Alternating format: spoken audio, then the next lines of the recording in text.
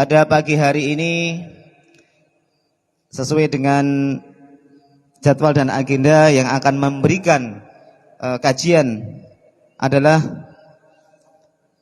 Ustadz Haji Jamaluddin Ahmad MPSI. Sebelumnya marilah kita buka majelis ilmu pada pagi hari ini dengan membaca basmalah dan raditu billah. Bismillahirrahmanirrahim.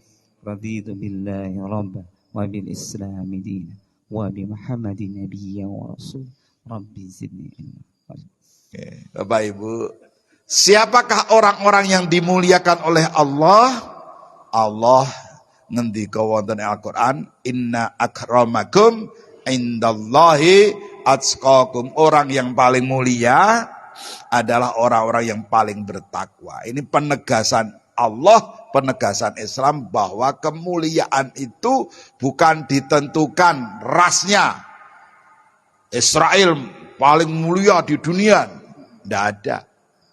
Orang Amerika, orang Eropa, orang kulit hitam, kulit putih, yang paling mulia adalah siapa? Tidak. Yang paling mulia adalah apapun rasnya, apapun jenis kelaminnya, kalau dia bertakwa maka dia menjadi manusia paling mulia di hadapan Allah Subhanahu wa ta'ala. Maka orang-orang yang tadinya nyinyir terhadap Qatar atau Qatar, gitu, hadirlah mereka dalam pembukaan Piala Dunia. Qatar katanya negara paling rawan, tidak aman, teroris, menindas wanita, gitu, tidak menghargai anak-anak dan sebagainya. Ternyata setelah datang ke Qatar, mereka kaget. Ternyata Qatar itu salah satu negara paling kaya di dunia. Negara nggak punya utang. Semua negara Eropa punya utang. Amerika pun utangnya termasuk tertinggi di dunia. Nanti dulu Pak. itu. Qatar saja nggak berani punya utang. Kelebihannya Indonesia berani punya utang. Nah itu Pak. Itu Pak. Akhirnya mereka datang ke sana. Lah kok pembukaan Piala Dunia, gitu. Untuk pertama kalinya pembukaan Piala Dunia yang dibaca ayat Al-Quran. Quran surah Al-Hujurat ayat pinten Pak? Nah, ayat 13. Jadi yang menegaskan di situ memang sengaja Allah menciptakan manusia berbangsa-bangsa, bersuku-suku untuk lita'arufu. Kemudian ditutup dengan inna akramakum indallahi atqakum. Manusia seluruh dunia kaget. Ternyata negara Qatar itu negara kaya raya. Ketika Jerman kehabisan gas yang bisa membuat orang-orang Jerman beku, pada Jerman itu memusuhi Qatar karena hadir timnya dengan menterinya pakai lambang LGBT. Tapi dalam saat yang sama Qatar malah membantu memasok gas agar orang-orang Jerman tidak sengsara. Akhirnya mereka datang itu aman negaranya. Mereka disambut dengan anak-anak muda, ngasih bunga, ngasih kue, ngasih pisang, buah-buahan melimpah. Semua orang gratis. Mereka kaget loh, katanya teroris kok ramah, ngasih buah, ngasih ini. Begitu nginap aman, tidak ada barang yang hilang. Sampai ada reporter beberapa negara itu menguji Pak, ninggalkan barang berharga di jalan, di toko, di warung makan dan sebagainya. Tidak ada yang ngambil sampai yang punya ini mengambil kembali. Aman. Di Bantul. Ini Sleman atau Bantul ya? Sleman. Rumahnya itu Bu, mobilnya sudah diparkir, dikunci pakai itu kunci stang itu, kunci sopir itu. Sudah itu dikunci lagi. Kasih kunci rahasianya 4. Roh digembok, digrendel, di ini udah berapa sap itu? Hilang atau hilang? Hilang. Itu Pak. Mereka kaget gitu. Disambut ramah, ternyata aman, bahkan rumah-rumah di sana. Ini yang cerita reporter sendiri dari Irlandia, dari Selandia Baru, dari Australia. Rumah-rumah itu banyak ketika malam hari hanya ditutup pintunya, tidak kunci. Nah, mari kita coba di Indonesia. Nah, akhirnya mereka terbelalak dan kemudian ribuan orang dinyatakan menyatakan diri masuk Islam gara-gara bal-balan di Qatar. Tuan rumahnya menjadi wasilah dari Allah, membuat orang mendapat petunjuk, berbondong-bondong masuk Islam. Saya ceramah di mana-mana, gitu, mensyahadatkan orang baru sekali saya, Pak. Ini pemain sepak bola ya Pak, tuan rumah itu ora ceramah itu Pak, tapi bisa membuat orang dapat petunjuk dan masuk Islam.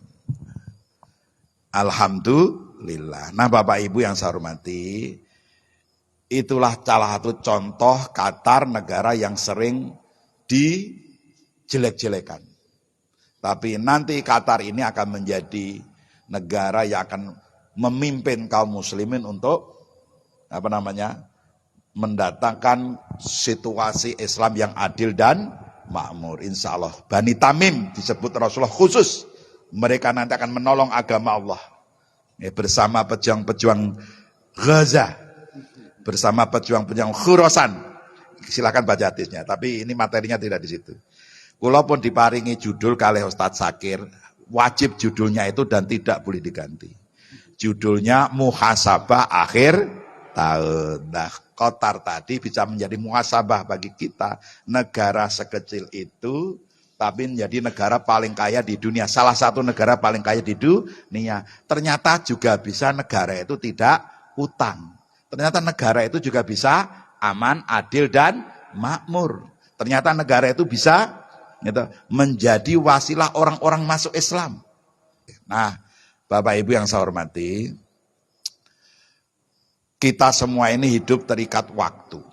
Mungkin istri saya itu bosan dengan kata-kata. Saya sering mengatakan hidup ini dibatasi oleh waktu. Ibu-ibu boleh dandan, tapi dandan itu ya dibatasi waktu. Paham Bu? Lah suaminya udah siap berangkat dandan kok 2 jam. Alhamdulillahnya istri saya nggak suka dandan. Jadi cepet, Dek, ini terbatas waktu set. Nah, coba Bapak punya istri nggak yang suka dandan? Pak. Insya Allah yang sini-sini semuanya nggak suka dandan. Kalau begitu berangkat jam 10 tet yo mangkat. Betul Bapak? Pasti jam mau telu. Seperti itu. Jadi Bapak Ibu yang saya hidup ini dibatasi waktu. Waktu itu tidak akan berulang kembali. Jadi dulu SMA, masa SMA indah, raiso kita mau balik nang SMA lagi kecuali reuni toh. Ning reuni apal wajahnya lupa namanya toh. Nggih. Waktu adalah tanda kehidupan. Kan ditekoki sibuk wis ra urip niku. Karena apa? Dia ternyata tidak bisa mengatur waktu sehingga hidupnya itu seolah-olah nggak ada waktu. Orang-orang yang kemudian mencapai kesuksesan kemakmuran, salah satu mimpinya itu bahwa tidak mau diatur oleh waktu. Nah gitu Bu, wis dadi pegawai negeri wis, wah malah metu, pengen dadi pengusaha. Hasilnya usaha terus. Nah itu persiapan pensiun, nah gitu kan. Hasilnya usaha terus. Nah, tapi nggak apa-apa kan niatnya baik. Kemudian Bapak Ibu yang saya hormati, waktu gitu bukan hanya dihitung banyaknya, tetapi juga kualitasnya, isinya. Maka ada orang yang umurnya 56 tahun seperti saya. Sama-sama usianya 56 tahun atau 55 tahun gitu. Tetapi belum tentu nilainya amalnya sama. Loh, jatah uripe podo itu belum tentu nilainya sama. Maka waktu ditentukan bukan oleh angka banyaknya, tapi ditentukan oleh isi atau amal perbuatan kita. Makanya kemudian Allah mengingatkan kita dengan banyak waktu. Sumpahnya Allah itu banyak memakai waktu wal as kenon wad duha wal laili. Ternyata apa? Ternyata seluruh ayat Al-Quran itu sebenarnya ayat muhasabah. Nggak ada yang tidak muhasabah. Gitu. Memang ada ayat-ayat khusus yang mengingatkan kita.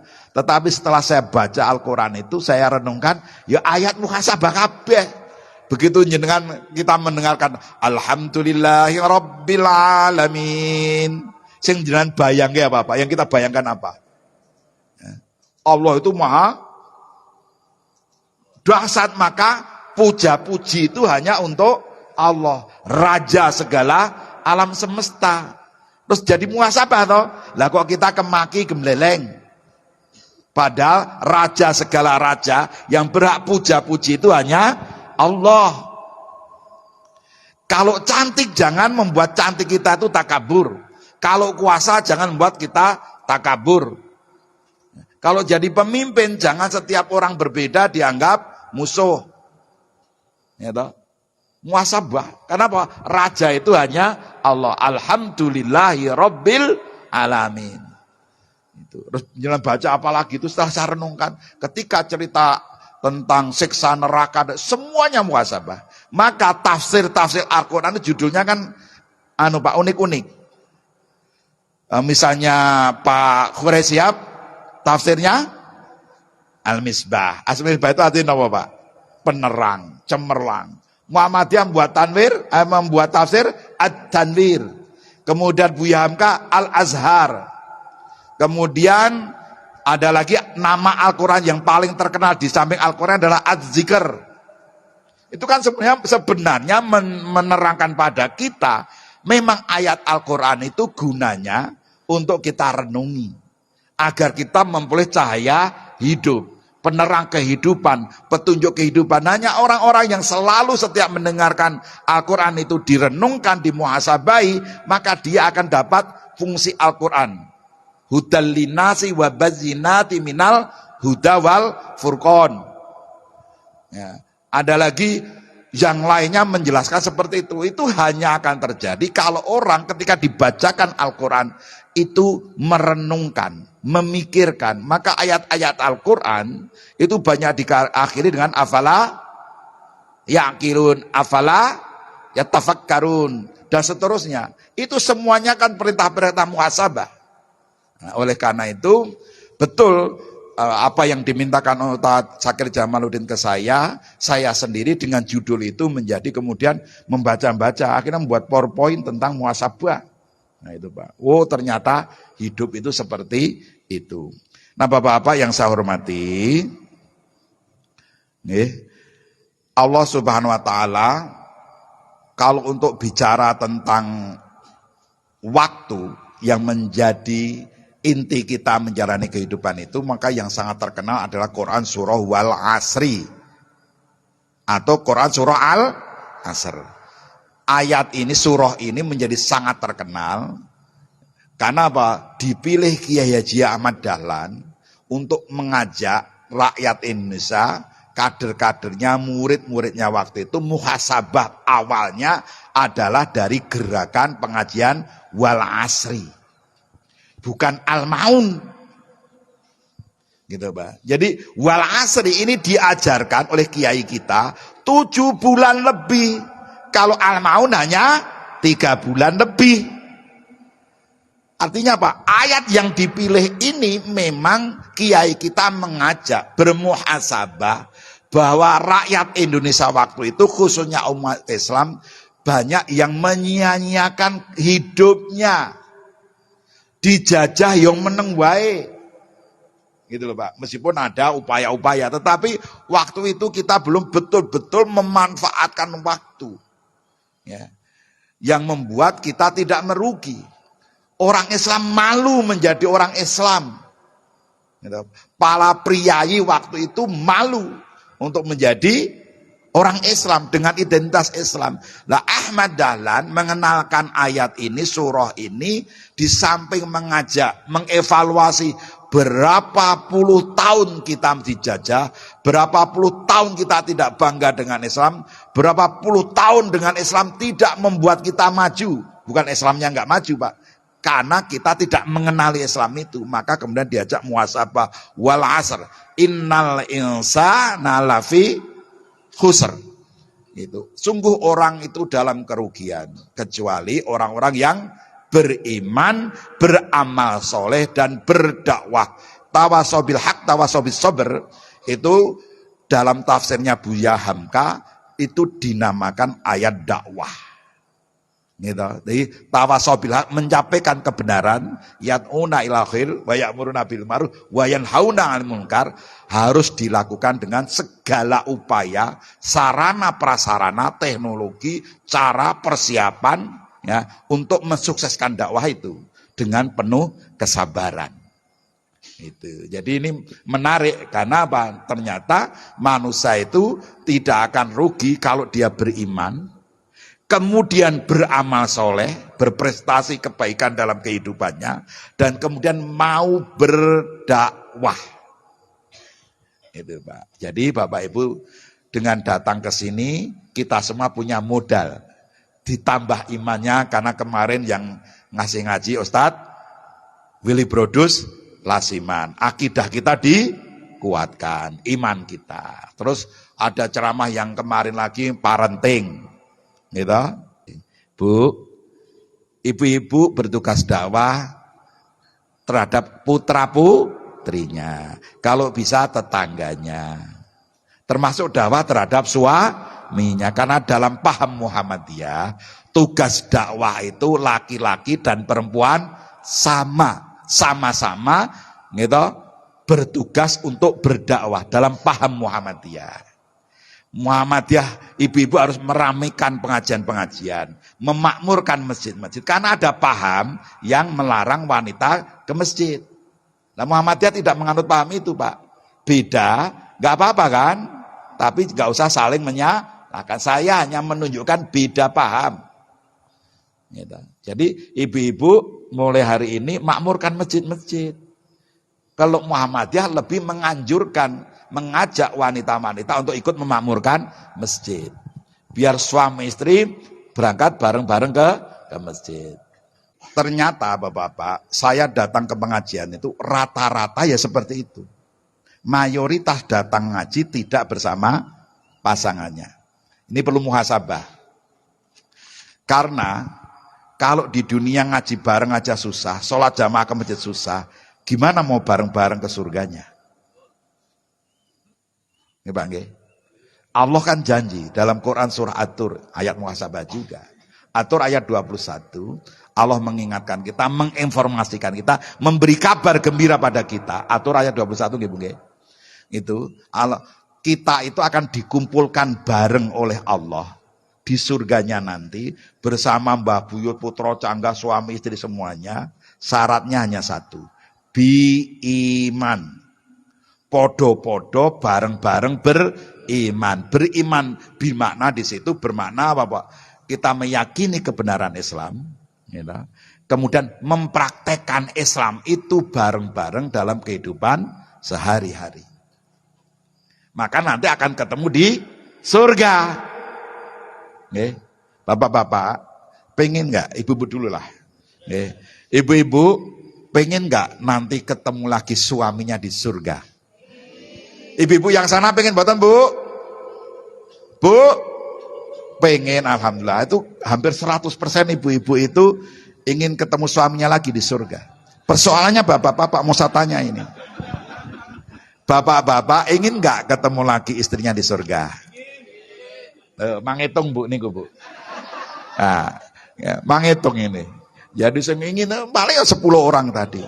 Yang lainnya itu pun Pak Jamal, Ustaz.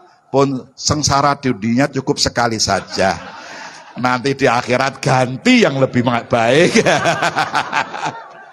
Bapak-bapak kan lihatnya ibu-ibu sekarang sudah 50 tahun, 60 tahun. Nanti di surga, istri kita yang sekarang sudah tua itu nanti akan kembali muda. Usianya dibuat rata-rata 35 tahun. Kembali muda Pak. Gimana? Pengen tetap ganti Pak?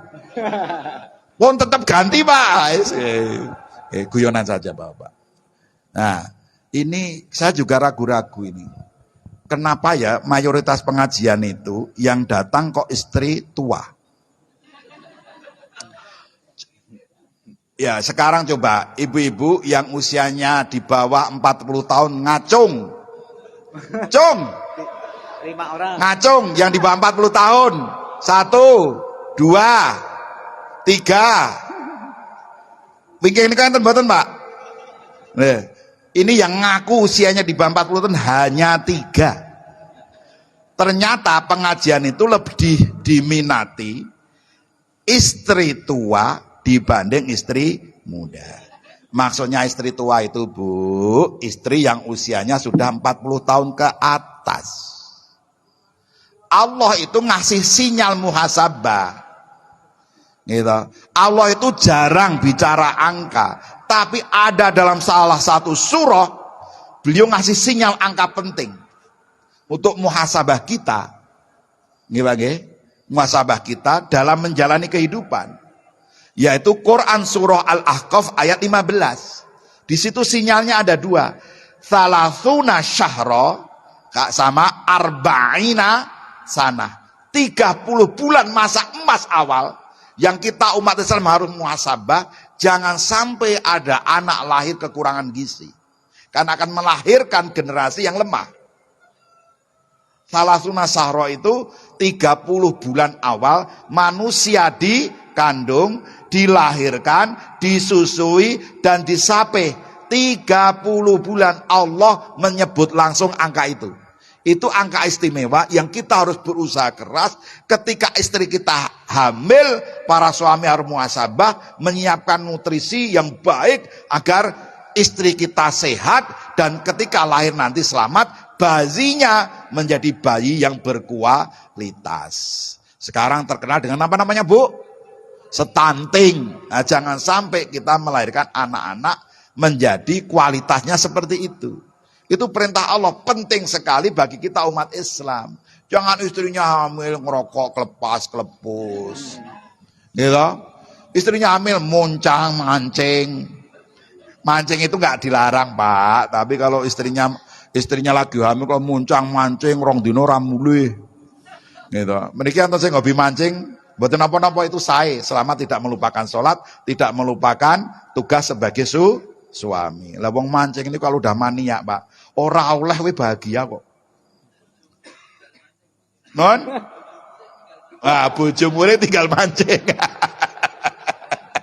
Apa ini? Kalau dapat istilah ini, bojo muring tinggal mancing. Itu bagi yang hobi mancing. Bojo muring melok muring-muring. Wah, bubar ya. Itu salah satu solusi. Bojo muring tinggal mancing. Karena ada kisah kan, sahabat Rasulullah Umar bin Khattab gitu, pernah pernah mancing loh itu. Sahabat Rasulullah ini, Pak, itu pernah diceramai istrinya. Karena ada kisah sahabat yang lain mau mengadu karena dia merasa selalu tiap hari diceramai istri. Maksudnya diceramai itu cerewet kan, Bu. Nah, itu deh. Terus dia mengadu, ya Allah, sampai sumpek hidup ini gara-gara tiap hari istrinya ceramah, nasihati, dikit-dikit nasihati. Beliau mau komplain kepada Khalifah Umar bin Khattab waktu itu, pas baru mau nyampe rumah, mendengar, karena apa? Saking sederhananya rumahnya Khalifah Umar bin Khattab, ngomong di dalam rumah didengarkan oleh orang yang di luar rumah. Gitu. Kok podo ya? Gitu, seperti itu. Pas lagi ajeng mengadu, dengar Khalifah Umar lagi dinasehati istrinya. Lah pakai bahasa yang positif, dinasehati. Gitu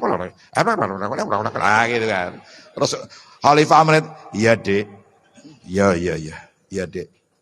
Enggak membantah sama sekali, beliau mendengar dengan baik-baik. Lah yang kayak gitu-gitu saya kurang tahan sebenarnya. Ya, Dek. Bar itu terus beliau minta izin istrinya keluar. Pas keluar ilah sahabatnya sekelebat itu mau lari. Mas, niki, enten apa? Mboten Khalifah, mboten. Niki aku ngerti kowe kok. Terus jane ana apa? Kula wau badhe matur. Saya mau ngadu Khalifah. Saya mau ngadu apa? istri saya itu ya Allah Khalifah, saya baru mau duduk saja diceramai. Saya ceramai meneh. Sampai sumpek urip kula niku. Lah begitu sampai dalam jenengan, lah kula kok mireng, jenengan kok nasibe padha kali kula. Tapi panjenengan kok tetap tenang, senyum. Ya Dik, makasih Dik. Bar diceramai terus izin ya Dik aku tak golek angin ya. Golek angin ngertos maksudnya Bu? Ya gawe jalan padang termasuk healing, termasuk mancing barang niku lho Pak. Ya, niku. Udah ketemu niki setelah kula ngertos dan mireng jenengan sok ngoten niku, gitu. Masalah kula pun rampung pun padang. Nah, gitu. Jadi bapak-bapak kalau istrinya ceramah, sing tenan di rumah, iya Dek. Bener Dek. Ya rasa bantah. Nah, kula isih sok bantah barang niku, Pak. Maaf ya istri saya ya. Ya itu akan lapang akan padang. Bahkan di kisah sahabat itu kemudian Umar bin Khattab menasihati bapak ini dengan nasihat yang panjang lebar yang mengharukan setelah saya baca. Enggak saya sampaikan di sini, saya nanti terharu bapak-bapak. Nah, lain kali masalah parenting. Nah, Bapak Ibu yang saya hormati, itu bagaimana kemudian kita diingatkan Allah perjalanan itu yang kecil-kecil, termasuk tadi saya bertanya, kenapa ngaji kok hanya 30-an orang sepasang suami? Ini besar peristiwanya karena apa? Akan membuat kita sukses bareng-bareng dunia dan akhirat. Terus kemudian tadi ada sinyal angka 30, karena banyak umat Islam yang kurang memperhatikan masa emas muhasabah pertama 30 sebagai orang tua, pasangan suami, muhasabah diri 30 bulan pertama. Ya nggih, 30 bulan pertama. Jadi kalau lahir normal 9 bulan berarti masa menyusuinya berapa, Bu? 21 bulan. Jadi minimal umat Islam, ibu-ibu menyusui bayinya dengan ASI 21 bulan. Dasarnya ayat ini. Tapi di ayat lain Allah menegaskan kita diperintahkan menyempurnakan penyusuan. Penyusuan terbaik berarti sampai 24 bulan atau 2 tahun. Pun niku Bu. Jadi Allah saja masa menyusui itu memberitahu kita. Maka ini muhasabah bagi ibu-ibu. Menyusui paling cepat 21 bulan, paling sempurna 2 tahun. Monggo dipraktekkan. Walaupun tua kalau Pak nggih anaknya lagi. Ya dinasihati seperti itu. Mboten terus kok pun tugasnya pun rampung, Pak. Nah, Bapak Ibu yang saya hormati, terus masa muhasabah yang kedua yang paling penting sinyal dari Allah adalah arba'ina sana. Tumbuh berkembang setelah 3 bulan, kemudian hatta idza balagha asuddahu wa balagha arba'ina sana. Usia 40 tahun. Lah ini bahasan 40 tahun hadis Rasulullah banyak sekali. Kata-kata sahabat banyak sekali. Bahkan salah satu sahabat Ibnu Abbas itu menyatakan gitu, kalau dalam usia 40 tahun kebaikan kita masih kalah dengan kemungkaran, kefaksaan, kemungkaran, maka apa? Siap-siap masuk neraka. Bukan peringatan sahabat itu sangat ekstrim, sangat berat. Dan ini dikutip oleh Ibnu Katsir dalam tafsirnya. Nah, seperti itu. Jadi saya sudah 56 tahun, Pak.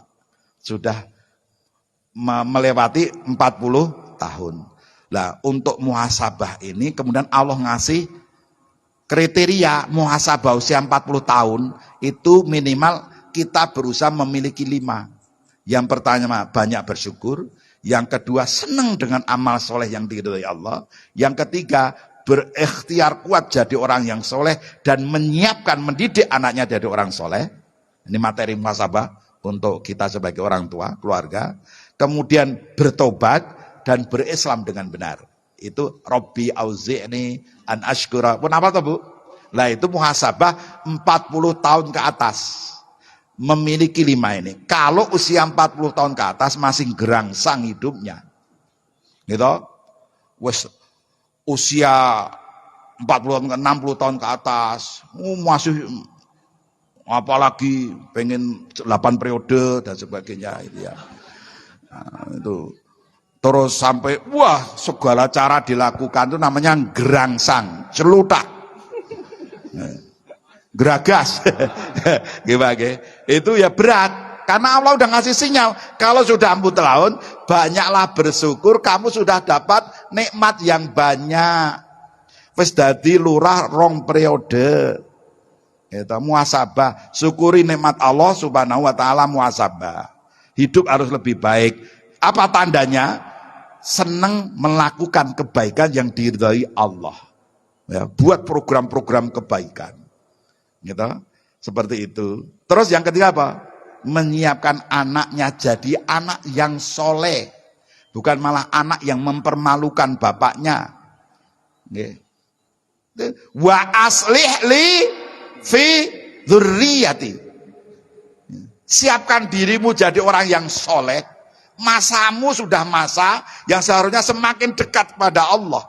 Semakin senang tuh minta soleh. Dekat pada Allah ditandai dengan banyak syukur. Maka Rasulullah sholatnya sampai bengkak-bengkak kakinya. Karena itu ungkapan syukur. Berarti dekat pada Allah. Karena orang yang bersyukurlah orang yang paling memungkinkan untuk semakin dekat pada Allah. Terus senang tuh minta soleh yang diridhoi Allah. Tidak hanya asal kebaikan menurut persepsiku, tapi harus menurut Allah kebaikan itu. Terus berikhtiar, berjuang, gitu. Bu aslih li fi dzurriyyati, dirinya soleh dan menyiapkan anak-anak keturunannya menjadi anak yang soleh. Ini muhasabah paling berat untuk zaman sekarang. Menyiapkan dirinya, menyiapkan anaknya. Maka hampir tidak ada bapak-bapak yang bawa anaknya ngaji ibu-ibu ke sini. Karena itu perbuatan paling berat. Maka kalau bapak datang dengan cucunya atau dengan putranya, itu luar biasa. Gitu. Karena itu perbuatan paling berat. Kalau ngajak anaknya ke mall, kemana gampang. Gitu. Tapi kalau ngajak anaknya sholat,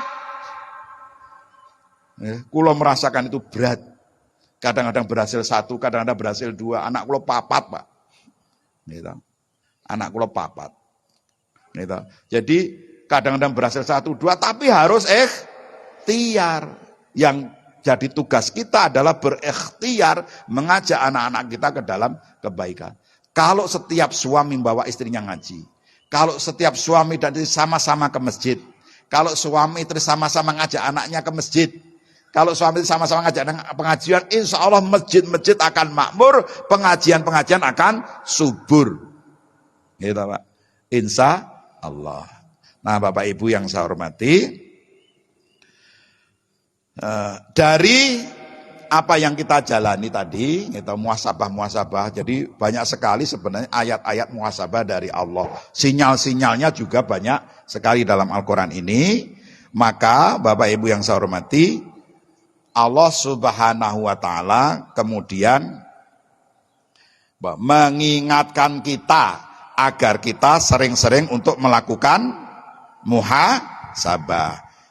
Ayat yang paling terkenal kalau ini dianggap ayat muhasabah adalah Al-Hasr ayat 18. A'udzubillahi minasyaitonirrajim. Bismillahirrahmanirrahim. Ya ayyuhalladzina amanu taqullaha wal tandur nafsum ma qaddamat lighad wattaqullaha innallaha khabirum bima ta'malun. Itu ayat yang paling terkenal. Yang saya dikirimi juga ayat yang muhasabah sama Ustaz Syakir. Ya, intinya sama, bagaimana hidup kita itu ya, tidak ada orang yang dibiarkan hidup tanpa muhasabah. Tidak boleh kita menganggap hidup ini sekedar hidup. Kita pasti akan diuji oleh Allah. Ayat lain yang mengisyaratkan bahwa kita harus sering bermuhasabah, di samping ayat ini perintah agar kita orang beriman takut kepada Allah, setiap diri memperhatikan apa yang telah disiapkannya untuk hari esok, dan takut atau bertakwa kepada Allah karena Allah Maha mengetahui apa yang kita kerjakan. Gitu. Mohon maaf atas kesalahan. Assalamualaikum warahmatullahi wabarakatuh.